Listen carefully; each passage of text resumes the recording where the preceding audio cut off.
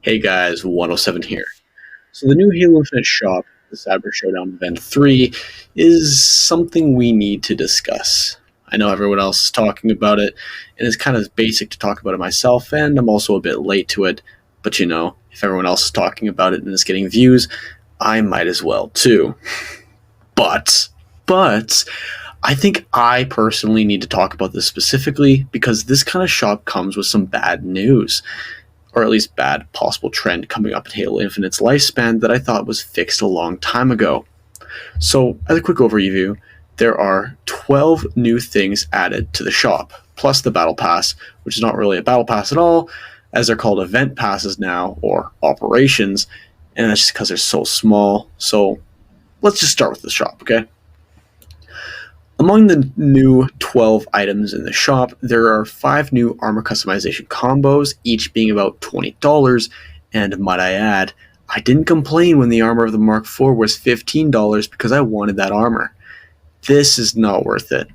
With the price hike and just the quality, like who's gonna drop 200 on the Chimera Core? Like, come on. Who do you think we are? Stupid? Anyways, among those 5 new armor customization combos, which they all come with a helmet attachment, 2 shoulder pads, which are just typically the same shoulder pads, just left and right, a chest plate, wrist attachment, armor coating, visor color, and knee pads. However, we need to talk about the other items. These ones are outrageous. $14 for an armor coating and effect, this being for the Grid Runner Splash, $14 for an armor coating, weapon coating, and visor color, this being the Data Core Riot, $10 for an armor coating and visor.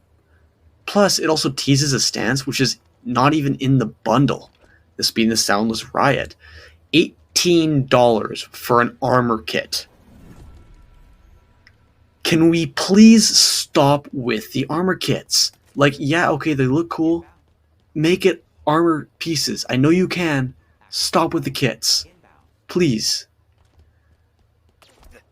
And then on top of that, $16 for a kill effect. Armor coating and armor effect. Seriously. Kill effect, armor coating, armor effect. $16. Like, what? Okay, guys, we need to stop, first of all. None of these prices are worth the items they charge. And they charge like $18 for the 9 items. Like, what? In these bundles, it costs $18 for 9 items, and it also will cost $10 for 3. And these 3, nobody's going to use. So I'm really confused. And they won't make it cheaper in the main bundles when they remove like an item. Like on one of them, there is $18 for 9 items, and then on top of that, it's also $18 for 8 items. And then on another, they charge $20 when they add 3 items. It seriously makes no sense. Like, okay, the shop is dumb. Let's just be honest, the shop is dumb. What about the Battle Pass? Well, there's 20 tiers. Helmet attachment, 2 shoulder pads, and they're just the same shoulder pads, just they're on separate tiers, one's left, one's right. 3 armor coatings, 1 that you had to pay for, and that's just the one you get if you get the premium. A visor, 4 XP boosts, knee pads, chest plate, wrist attachment, gun coating, backdrop, 4 nameplates, and I do like these nameplates though, and 2 charps. One of them is pretty cool, but I'm never going to use it. So, judging by the shop and Halo Infinite standards right now, that bundle's probably worth $50, even though it honestly feels like it should be $20 or $30. So, how can this be fixed? Other than just making the item shops free and having a full 100 tier battle passes, we can stick with just the 50 tier pass. I'm good with 50 tier passes coming in and cutting in, doing like 6 month, 6 month tiers or 3 month tiers, something like, 3 month tiers and a 50 tier battle pass. And I think tier 1 to 10 in that range, so like 110 and then 11, 20, that kind of thing. I think the first one should have the common rated stuff, which should include an armor set, in which tiers in this order have backdrop, nameplate, armor coating, XP boost, weapon coating, and I think these can be dropped or put in, kind of just, balance it out, because then in the next 5 tiers you could have the knee pads, visor, chest plate, wrist, shoulder plates, helmet attachment, the helmet. I know that's 12, but you can drop a few of the things like, okay, well, you don't need 7 different wrist attachments. Okay, so we can drop one of that. Or, okay, we don't need 7 different backdrops. Let's drop a backdrop. Okay, right? That just so the tier 1 to 10 has the first few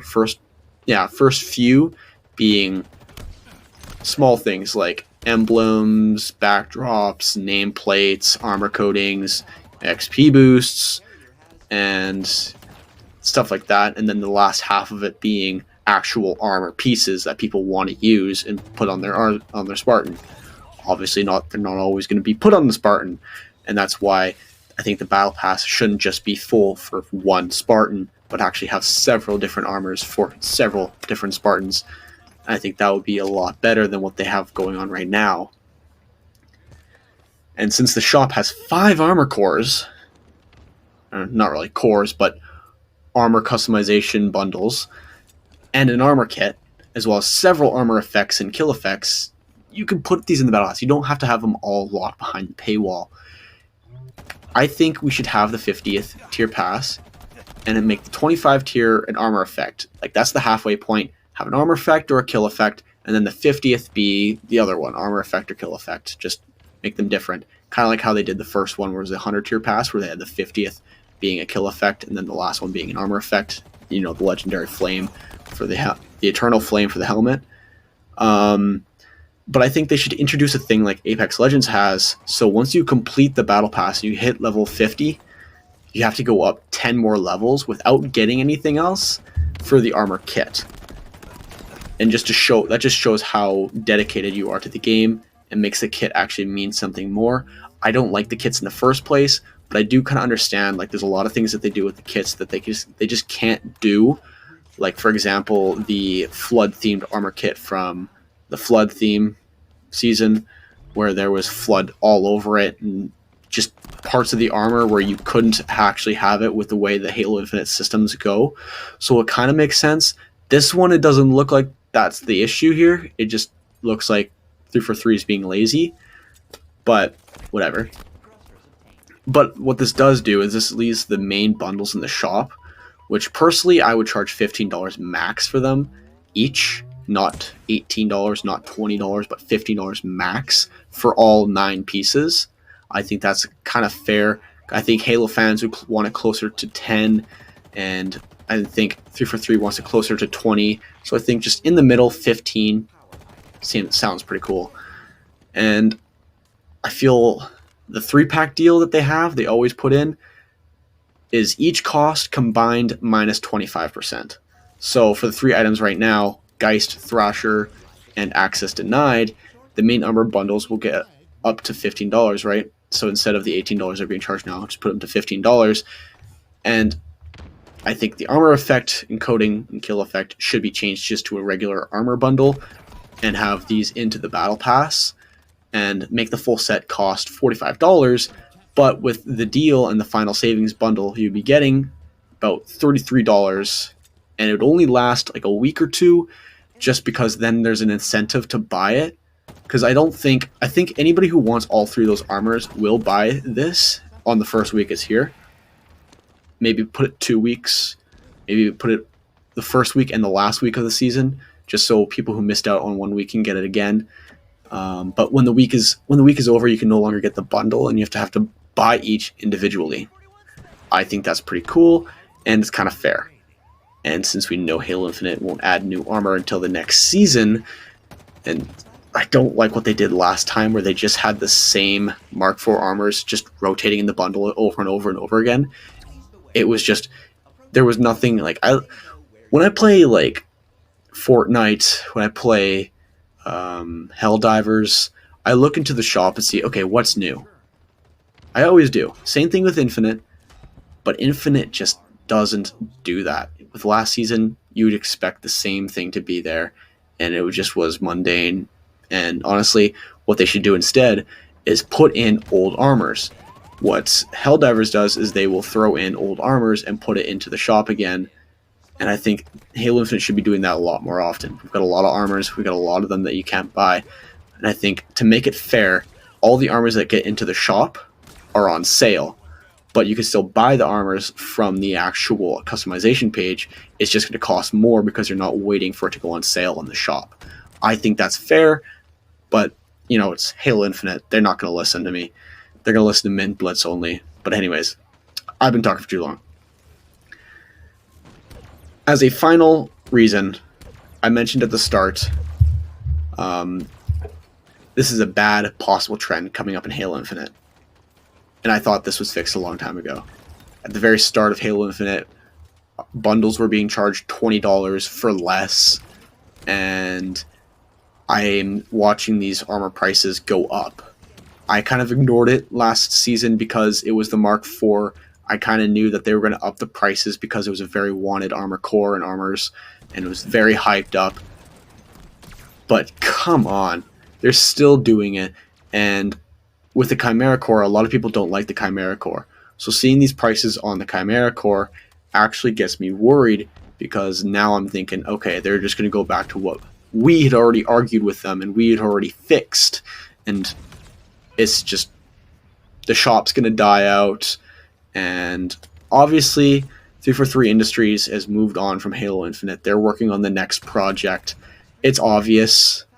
So they've got other people, like the maps that they put in this new season, they were all done by different studios. So it's obvious the 343 Industries is working on the next Halo campaign. I just hope that when it relaunches, it doesn't have such a poor launch that Halo Infinite had.